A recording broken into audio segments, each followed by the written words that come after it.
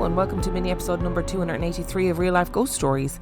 And I have two spooky stories for you today, and the last story comes from March the 19th, 2023. And story number 1 comes from Anonymous.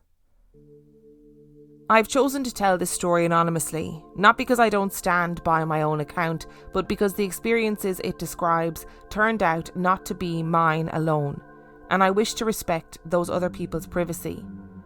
As a trigger warning, I must mention that it includes terminal illness and the death of loved ones. So if that feels too raw for anyone listening, please give this story a miss. Back in the mid-1980s, I was a 20-something student, finishing up my postgraduate research at a red brick university in the UK Midlands. I was also planning my wedding to my long-term, long-distance boyfriend, which was happening at the end of that summer. My fiancé made the 200-mile round trip down to see me pretty much every weekend. And having exhausted pretty much every entertainment that the small town had to offer after 3 years there, we decided to go along to a psychic fair, held just a few miles away. The fair turned out to be a popular event, in a typical village hall. There were stalls selling candles, crystals and tarot cards, people offering psychic readings of various kinds, and the whole place was pungent with the scent of nag champa. At the far end of the room there was a kitchen hatch where elderly ladies were selling tea and cake, and a table where visitors were encouraged to buy raffle tickets to win prizes donated by the stall holders, angel figurines, coloured tea lights, crystal balls and the like. It soon became clear that this was much more my thing than my fiancé's. After a quick circuit of the stalls together, I suggested that he go queue for some refreshments while I had a bit of a browse. While making our way around the room the first time, I felt very drawn to a middle-aged man and a woman, each standing with their eyes closed behind a member of the public seated on a plastic chair, and who were tracing shapes in the air around that person's head and shoulders. A laminated sign propped up on a table next to them announced, "Spiritual healing, donations welcome." Having seen my partner do an eye roll as we passed, I had felt embarrassed to step forward. So the TQ thing was really a ruse to get rid of him for a few minutes. Luckily, a chair became free as I returned to the stand, and so I happily accepted their invitation to sit down. With a warm smile and a welcome from both healers, I followed their instructions to simply close my eyes, to relax, and then to receive.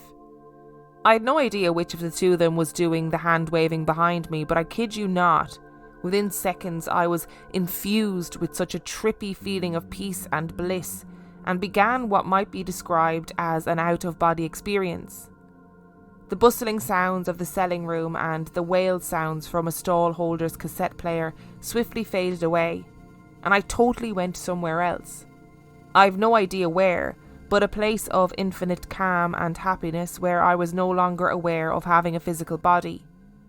I have never experienced anything like it before, and to be honest, I've not felt anything quite so powerful since. Eventually, when some minutes that I honestly couldn't measure had passed, I felt a gentle hand on my shoulder and heard one of the healers firmly inviting me back into the room. Smiling, but looking a little concerned, they said that for a few moments there they had worried that I didn't want to come back to this reality. By this time, my fiancé was standing alongside me again, one eyebrow raised in bemusement, our coffees and cake in hand. So I thanked the couple, quickly gave them a donation, collected their flyer and moved on. Intrigued by my experience, I later read the leaflet that I'd picked up. It transpired that the kind healing couple also organised talks on various esoteric subjects, and one was coming up nearby that involved a session with a psychic medium. On the appointed evening, a midweek Thursday, and so without my cynical boyfriend in tow, I rolled up to a different community hall, this time in town. I bought my ticket on the door, along with more of the obligatory raffle tickets, and then joined about 20 to 30 other people, sitting on rows of chairs that were placed facing the front of the room. The healing couple stood at the front, acting as the evening's MCs. And once the clock reached 5 minutes past the advertised start time, they warmly introduced the medium. He was an ordinary-looking man who looked to be in his early 40s, with a receding hairline and an acceptable in the 80s patterned jumper, and with nothing outward to hint at his alleged ability to communicate with the dead. Without any fanfare, the medium began addressing the people in the audience and describing various characters that he said he could hear talking to him or could actually see in spirit. He gave details of their physical appearance, dropping in initials or first names, and asked if anyone present recognised the communicant and could take the message. Various people put their hands up, sometimes for the same messages as someone else, and anxious and even irritated glances would be exchanged between them. Eventually, after a bit more probing by the medium, one of them would have to concede that a particular communication was not for them after all. And when that happened, their disappointment was palpable. A fair part of the time, the medium claimed to know exactly who in the audience he should approach next, directed by the visiting spirit, saying things like, "I'm being told to go to the back row. Lady with the blue scarf, I feel I'm with you." There would then follow details that the person would either readily accept or would be asked to check with family when back home. All in all, a bit of a win-win situation really, at least from the medium's perspective. Now, an aunt of mine had passed away within the previous couple of years, and though we weren't really close, I was there with the expectation that if communication with the dead was in any way real, and if the medium came to me at all, then my Auntie Bet would be the most likely spirit to come through. So when the medium gestured in my direction and confidently declared, "I'm with the young woman in the second row," I was primed for him to describe an older lady with a polyamorous love life that no one in the family openly spoke about, and who had sadly passed away in her mid-60s from lung cancer, leaving behind her husband and her lover to continue in contented cohabitation. Instead, the medium announced that he had an elderly gentleman with him, somewhat old-fashioned in dress, short in stature, and with something wrong with his left leg. The old man was insisting that he wished to communicate with me, and was there to bring comfort in a situation of deep sadness. Feeling a bit awkward, and with the whole room's attention on me, I sheepishly admitted that I had no idea who this gentleman might be. I explained that I was looking forward to finishing my studies, to marrying my fiancé that summer and moving to our own home together, and that this was a happy time in my life, so with apologies I couldn't relate at all to the condition of sadness that the spirit was insisting had drawn him to me. Nonetheless, the medium remained adamant that the communication was for me. Not wanting to spoil the vibe of the evening and sensing the impatient eyes of the other punters behind me boring into my back, I thanked him and the elderly gentleman and said I would take the message and ponder on it. And satisfied with this, the medium swiftly moved on to someone else. Just a couple of weeks later, I received the terrible news that my sister's husband Joe had been diagnosed with end-stage pancreatic cancer. He had been experiencing symptoms for several months, but these had been dismissed by doctors as something minor. On receiving the news, I travelled straight home to support my sister, who lived a couple of 100 miles away, and to visit my brother-in-law in hospital. It was a major shock to see this towering, larger-than-life extrovert of a man already so frail and weak, and it felt heartbreakingly poignant when he expressed his trust that the doctors could fix him up in time to dance with me at my wedding. In the 1980s, the medical profession would often not tell a patient their prognosis, believing that it was in their best interests to be unaware of what was ahead. But my poor sister knew that her husband didn't have long, and it was clear to all of us, apart from Joe himself, that he wasn't ever going to leave the hospital again. Sadly, Joe died in early July, just 3 weeks after his diagnosis and just 2 months before my wedding. Naturally, Joe's loss hit my sister very hard, and to complicate matters, there was some sensitivity around the funeral arrangements.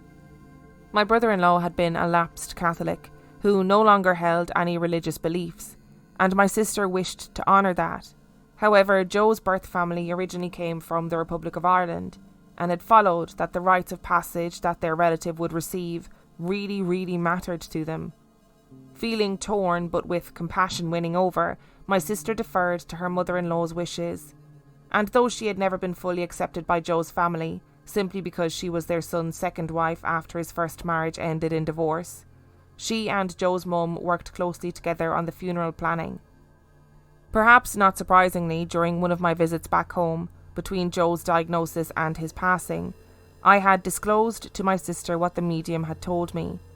Neither of us could identify the old gentleman, but the condition of deep sadness that he had come to bring comfort around had so devastatingly happened. With some trepidation and not really knowing if communication with the dead was something that a devout Catholic lady could countenance at all, my sister decided to share my experience with her mother-in-law. My sister picked her moment carefully, waiting until there was just the two of them. On hearing what the medium had said, her mother-in-law gasped, stared fixedly at my sister for a few seconds, then burst out in both hysterical laughter and broken sobs.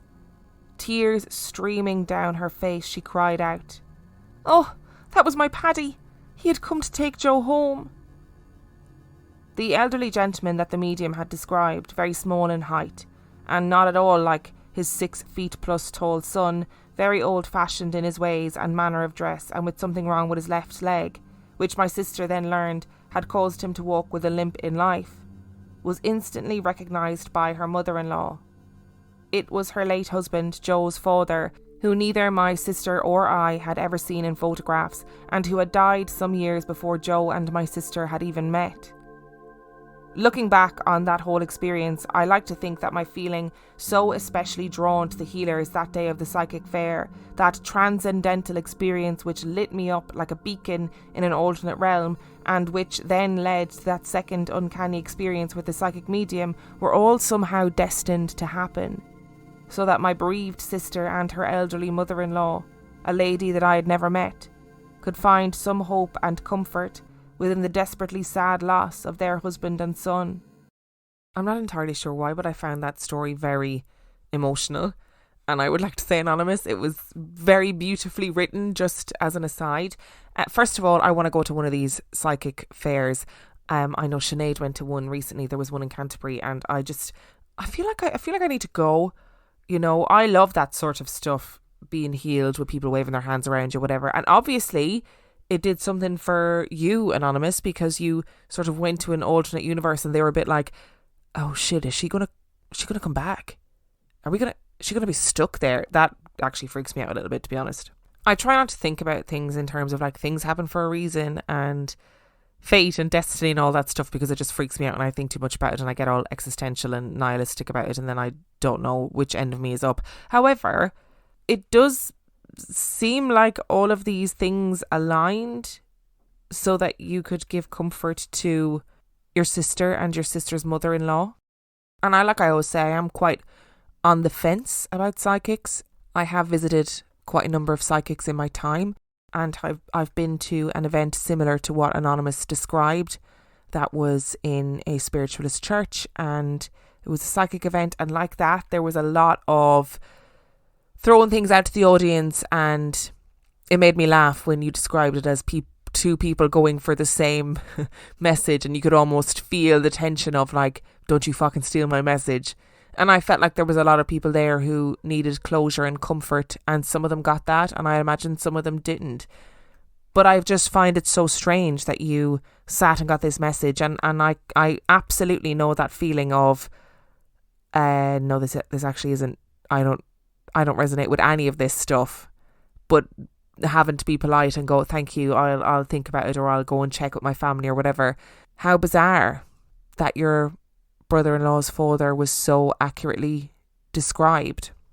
And in a way, it's so good that you had that experience previously, and that your sister's mother-in-law was able to take comfort from it, and to be able to feel like Joe's father had been able to come and collect him.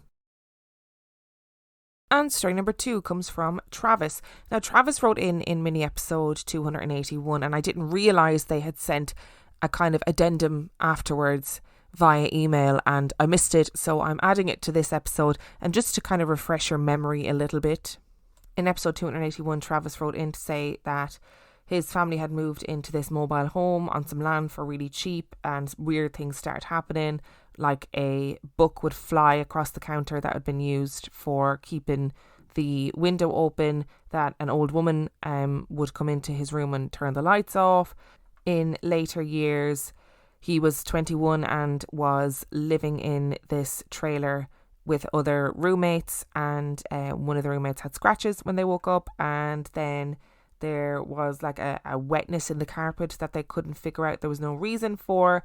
When Travis looked in the mirror, they saw a face that they believed wasn't theirs. They saw the Hat Man standing in the exhaust of their car, and then they saw or their friends at least saw like a version of them, which freaked me right out. So I think that covers kind of all the main points of Travis's story in mini episode 281. So let's get into it. So just a short addendum. After sending you my story, my 13-year-old told me he has been experiencing seeing his face, but not his face in the mirror. Since I have also experienced a few things at my girlfriend's house. A little girl in 1800s Sunday dress, all white, staring at the house from where there apparently used to be a swing set. And I hear her walking and banging all night from upstairs. I once got up to tell my kids to quiet down, only to discover they were asleep. She told me it's just her ghost and she has learned to live with it. Also, I recently saw her basement for the first time and was shocked to see I already knew what it looked like. I had dreamed about it several years ago, only in my dream I was running for my life from something I couldn't see. Welcome back, Travis. I see that you are still experiencing some pretty horrendous and terrifying paranormal experiences. I mean, is it significant that your son is experiencing the same thing that you did, that looking in the mirror and not seeing your own face? Is that significant? What does that mean? I have no idea. Equally, I know I'm always starting paranormal petitions on this podcast. Can we start a paranormal petition to just ban little girls in Victorian clothes? Like, go away. Go do something else other than banging around and running around upstairs when people are trying to sleep. The swing set is gone, Lucy, okay? The swing set is no more. It is not for you, it is for the living. So please go elsewhere. Follow the light or whatever it is that ghosts need to do. And as for your basement dream, that's very freaky. That would give me the heebie-jeebies. I struggle when I have deja vu, and so I don't know what I'd be feeling if I went down into the basement and I was like, oh, I've seen this before. It was in that terrible dream where I was being chased by something that I couldn't see. Keep us updated, Travis. Hopefully you're still okay. Thank you so much for listening to today's episode. I would really appreciate it if you could vote for Real Life Ghost Stories in the Listener's Choice Award of the British Podcast Awards. I'm sorry if this message about voting has been repeated. I'm trying to create a little advert type thing about voting that I can kind of just cascade onto all of the old podcast episodes. So hopefully it'll work. And if I have done it, I'm sorry if this message is repeated and you're thinking, oh, I don't want to hear it all the time, Emma. But if you could vote, that'd be great. It's really great advertising. And Real Life Ghost Stories is an indie podcast. I do everything myself, and I'd really love it to be able to come second this year. Last year, Real Life Ghost Stories came third, and I was really, really incredibly proud of that and so grateful to everybody. But I'm super competitive, you know. I wanna come second. I wanna get there. So if you could vote for Real Life Ghost Stories in the British Podcast Awards Listener's Choice, that'd be great. You have to verify your vote by email. It only takes a couple of seconds, and you can do, I think, one vote per email. So it would just be great if you could vote, and the link is in the description of this episode. Thank you so much for listening. Thank you to Anonymous and Travis for sending in your stories. Remember, if you would like to send in your story, you can do so by emailing it to reallifeghoststoriespodcast@gmail.com. You can also check out the website reallifeghoststoriespodcast.com, and if you are desperate for some extra spooky content, you can sign up to our Patreon. That is patreon.com/reallifeghoststories, where for $5 a month or $2 a month you get access to heaps of extra content, as well as every single main and mini episode completely ad-free. And on that note, I shall see you next time.